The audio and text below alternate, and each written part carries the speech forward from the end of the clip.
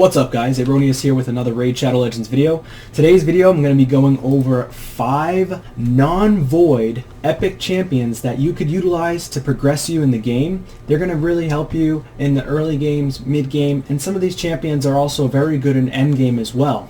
Let's get into it.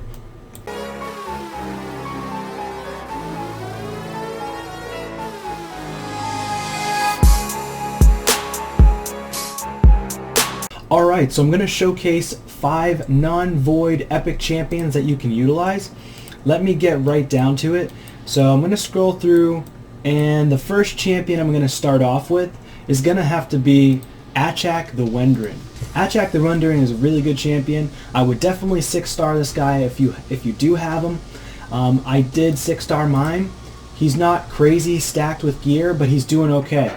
I do have him built for my spider team, but I also built him for Doom Tower as well. So he does an okay job in Doom Tower. So I did put him in accuracy, 2 accuracy sets and 1 speed set.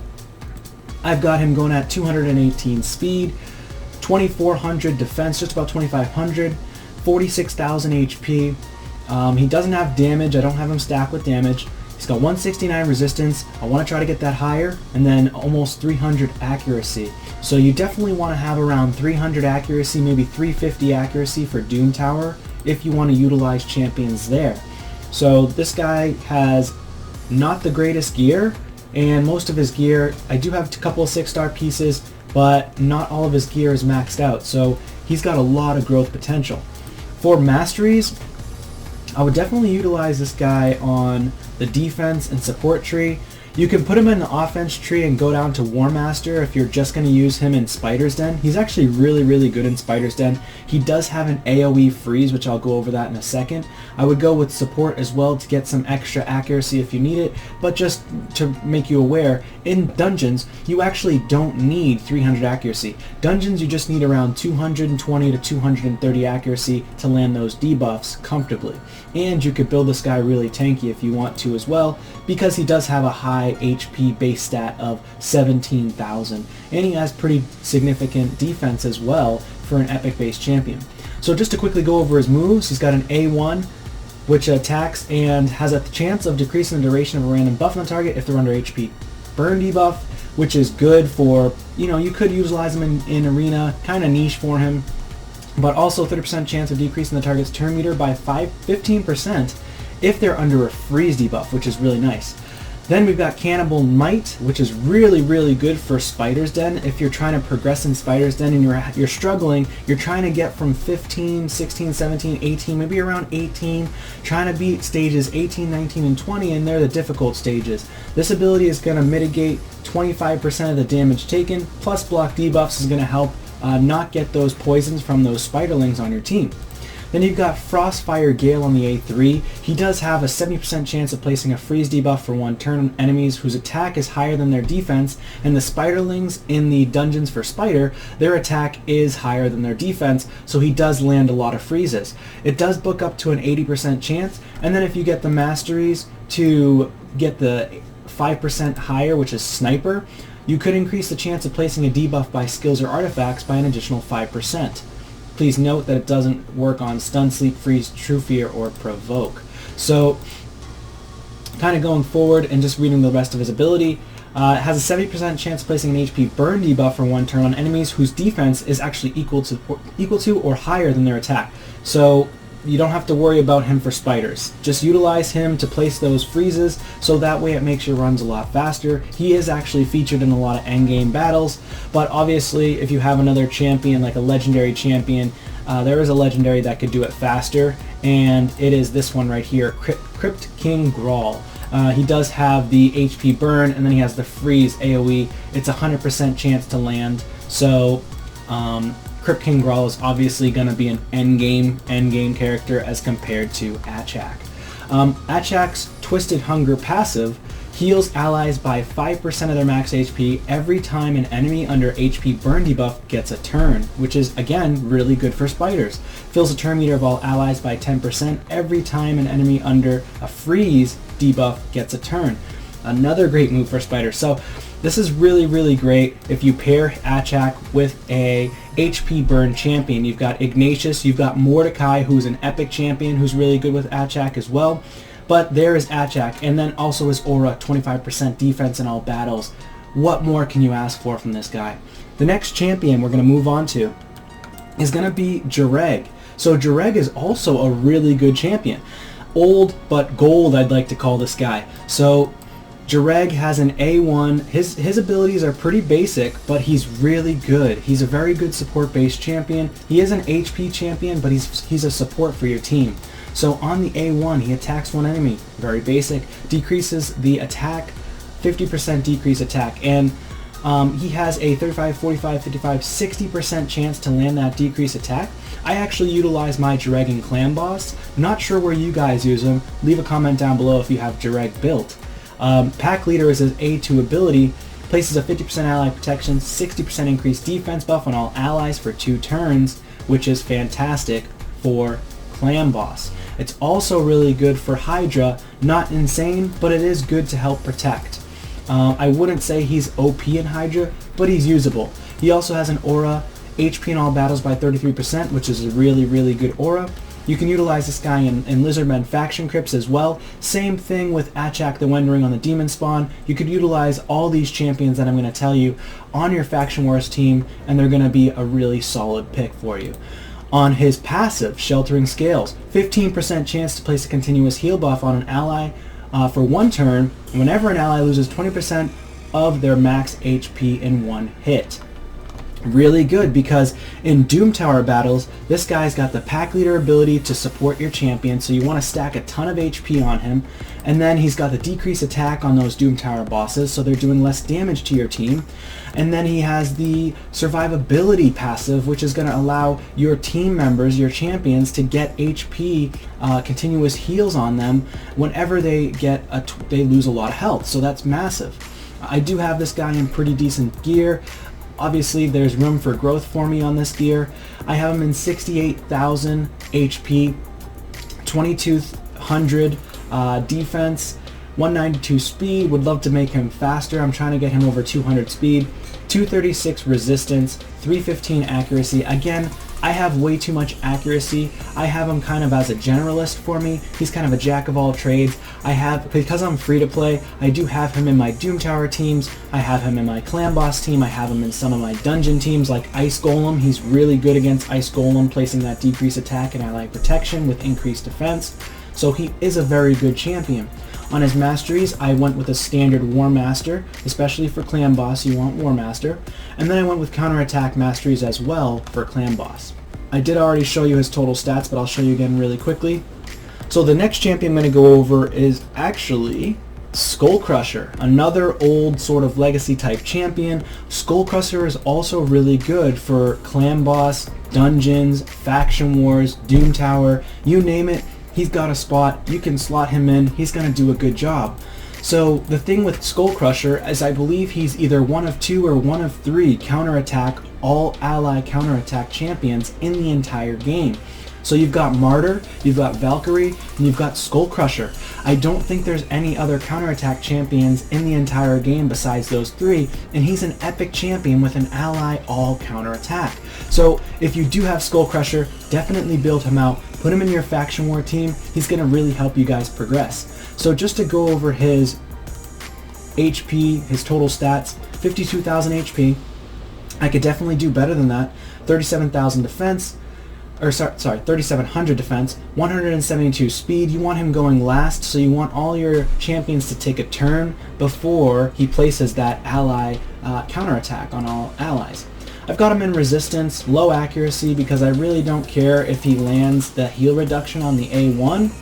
And it places a heal reduction debuff if the target's defense is lower than this champion's. And then the Stonewall ability is the big ability for him. It's his bread and butter ability. Ally protection on all champions for 2 turns, counterattack on all allies except this champion for 2 turns, and places an unkillable buff on this champion for 1 turn, so you can make him your stun target on Clan Boss. On the passive ability, he also has a Unshakable, which decreases the duration of all debuffs on this champion by 1 turn at the start of each turn. So think about that. Clan Boss, right? he's going to get that stun, and then he's going to remove that stun and attack the clan boss, so you don't have to worry about bringing in a cleanser on your team. Then for his aura, he does have resistant faction crypts by 45, which can actually help you progress through faction wars if you need to for that crypt. I did put him in a kind of weak poison set here, toxic, because I wanted him to basically put poisons on the clan boss every single turn that he gets, or for most turns, because the toxic set, of course, 75% chance to place that 2.5% poison, which he's landing pretty much every single time. Again, all his gear is not maxed. He has somewhat weak gear. There's some gear that can definitely improve. So there you go, there's Skull Crusher, and here's his masteries. Again, I went with War Master, and then for defense, counterattack masteries as well. So the next champion I'm going to go through that not a lot of people really talk about, and if they do talk about him, they just say, oh, Legacy Champion, right? Again, 10,000 reviews. This guy has fantastic reviews. If you get Tyrell, don't let him sit in your vault forever. You can actually utilize this champion. I utilized this champion to beat the boss on the Nightmare campaign with the Paragon Cheese, and ended up beating the boss on the last stage, so with Tyrell, because he's a defense-based champion. Now he's in some older gear of mine, but he's still doing pretty well. So Tyrell has total stats of 38k, 3800 defense, 187 speed, 100+% crit rate. You definitely want that on him. 267 accuracy. You don't need his accuracy that high if you're just solely using him for clan boss or dungeons only, but I did want to utilize him in some Doom Tower, but eventually I'm going to be changing him out of this gear. For his skills, A1, basic, right? Attacks one enemy 2 times, 40% chance of placing a 50% decreased attack for 2 turns, and the damage is inflicted is proportional to defense. He's a defense-based champion, easy to keep alive, easy to progress in the game. You can utilize this guy throughout the entirety of your game. He can even be utilized in endgame content. Of course, there are other champions that supersede him that do a little bit better as time has gone on in this game. He's been around for 2 or 3 years, pretty much since the beginning of when this game first came out. On his second ability, Singing Steel, attacks all enemies, 75% chance to place a 60% decreased defense debuff for 2 turns. If the target is under a decreased attack debuff, it will also sleep them for 1 turn. So that's actually a really good ability. You can utilize him in Arena. You can try to do an AoE attack down and then go with him second. He does a decreased defense, sleeps everybody. So you can utilize him in different areas of the game. It just depends on how you want to build him. And of course it's based on defense as well. And then he has another ability which is really good against certain bosses in dungeons. So he's good against the spider boss, early game, mid game. I wouldn't really use him as often in end game unless he's the only decreased defense champion you have, but at that point, if you're in the late game or end game, you probably have plenty of decreased defense and decreased attack champions on your team, like Duck the Pierce. You're going to have Madame Ceres possibly, you're going to have Stag Knight possibly, all really good champions that do decreased attack and decreased defense at the same time. This A3 ability does do attack one enemy, decreases the target's turn meter by 50%, and if the attack fully depletes the turn meter, will place a stun debuff for 2 turns, which is actually really good. So this is a great ability for the arena. If you do want to utilize that for the arena, that's totally fine. And then his aura has a defense, increased defense, all battles by 25%. Do not sleep on Tyrell. Again, masteries, War Master. For dungeons, I wanted him to go faster. He's also good on Fire Knight because he has the double hit on the A1. He's got the decrease of turn meter. He's got the decreased defense. He's got everything in his kit that you need for dungeon and progression. Alright, so the last champion is a little bit newer, but still fairly old. He's about a year old, I'd say, or from the beginning of when Doom Tower came out, and it is Gizkar the Sigiled on Bannerlords. So Gizkar the Sigiled is a really good champion. I recently maxed him out. He's actually fantastic in Bannerlords. This guy helped me progress and actually helped me beat stage 21 on the Faction War Crypts. So for him, I put him in a regen set and accuracy as well. I made it so he just had enough resistance to resist things in Faction Wars and enough accuracy to land his decreased his provoke to land his decreased attack, which helps progress in the game.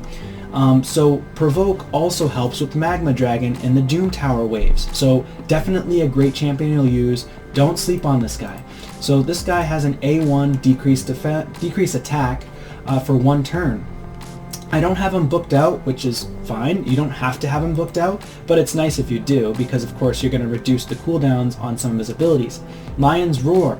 He has a Provoke, attacks all enemies, provokes for 1 turn, also places a shield buff on this champion equal to 25% of their max HP for 2 turns. So if you build him with a lot of accuracy, you can utilize him in a niche way if you wanted to build him with really tanky for arena, which is what I'm going to try to do. I'm going to try to upgrade his gear, get his accuracy to about 300, maybe even 400, try to get his HP about 60,000 if I can get it, and then get his defense up to about, maybe bring it down to 3,500, 3,000, or if I can do more, absolutely do more defense. The more, the merrier, right? So the A3's got 60% increased defense and 50% increased attack on all allies for 2 turns. Fantastic. It's on a 3-turn cooldown. Not a lot of champions have this ability, so he's great for anybody that you want to build in arena or for dungeons. He's really great for against Ice Golem. He's great against, Doom Tower waves. And then on his passive ability, fills this champion's turn meter by 15% whenever they're attacked by enemy under Provoke or an increased attack. So if you utilize him in arena or in Doom Tower waves or in dungeon waves, those enemies are going to end up attacking him. He boosts his turn meter every single attack. This guy is actually really good in Spider's Den. So if you utilize this guy in Spider's Den, he does the Lion's Roar on all the spiders. If you book it out to 75% and then maybe do the mastery for Sniper. I didn't actually do that mastery. I went with Master Hexer instead. But again, you can build him any way you want. I built him with Bulwark so he could take extra damage specifically for Faction Wars and also for Arena, and I can use him in a niche way in Arena as well. He does have okay gear, could definitely use some improvements. In total, his stats: 50,000 HP, 3,800 defense, 220 speed, and then so on and so forth down the road. His masteries I kind of showed you already with Bulwark.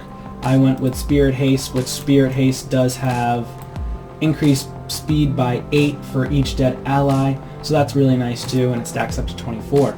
So that's going to be all the champions, guys. Let me know out in the comments below what champions you guys utilize to progress in the game, and if there's some champions that maybe I should have probably put on there that are even better or supersede the champions that I have. But this was kind of about champions that maybe people don't talk about very often.